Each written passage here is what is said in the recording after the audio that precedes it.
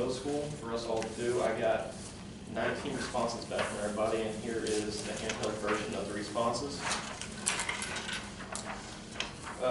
First one I was wanting to do, which is up here, on SmartBoard as well, is I wanted to find out what was the main source we were all using in technology in the classroom as a whole. And just about everybody had smartboards. Very few had Chromebooks, a couple had laptops, and one person used Computer Lab, one person had an iPad, smartphone, printer, stuff like that. So it really came down to is we all have smartboards, and it just dwindled from there. What type of technology we'd like implemented in your handout, it has a long list and shows 5.3%, stuff like that. Really, if you look up here, they tell you what they wrote in and what they wanted, and it didn't put it on the actual survey results. So one person wanted 1-to-1, others wanted Chromebooks, another wanted Chromebooks on every desk, so essentially they went along with this one as well. Another Chromebooks or laptops, kind of the same deal. Chromebooks, Google Classroom, forms, for the class I teach, they said they're fine. Same thing with Chromebooks again. One person said none. Another one said 1-to-1. This is all basically coming down to they want laptops or Chromebooks in the classroom, which is what we are starting to go to anyway. And then I scroll down to, if you look at the next page, it says, how often do you use social media in professional use? I wanted to ask about this because not a lot of people think about using social media. Until I got in my class, I really hadn't even thought about using social media in the classroom.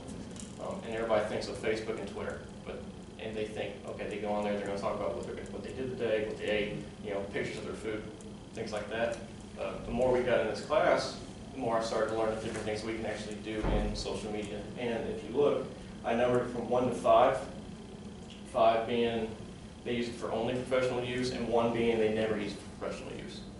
We had 5 say 1, 6 say 2, 2 say 3, and 4 say 4, and only 2 people used it for only professional use. And I'll be quite honest, I use mine, I'm about 50-50. I use mine a lot for getting coaches information, finding new things like that, but I use it more for social than I have before. And if you look at the pie chart down, I had should we utilize social media in the classroom tool. At first, when I was looking at these responses coming in, it was a hard no. But gradually it became more of a maybe, and still we had some on the yes. One thing I think we need to talk about comes down to is, what do people think of social media? A lot of people, especially that say the no, probably maybe think social media is just, it's social, it has nothing to do with education. But we as teachers, if we're going to utilize this in the classroom, we need to figure out ways of doing so. And there are quite a few ways of doing it, and we'll get to those in a minute. But right now I want to look at the responses as well. These are individual responses, short answer responses, of what they say, that they wanted to explain the reasoning behind their thoughts on social media. Some said they were able to see what's going on in the real world, which is good, especially for history class, you can see what's going on culturally.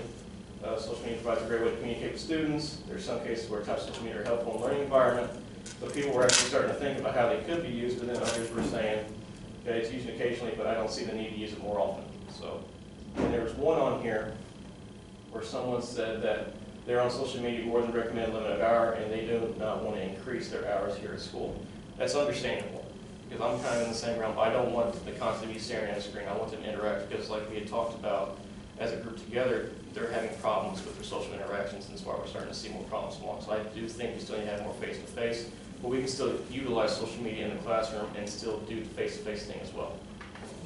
And so I started doing some research, and I looked up, and there's actually quite a few different social media sites that we can use. One's Edmodo, which I ended up having and didn't even realize I had.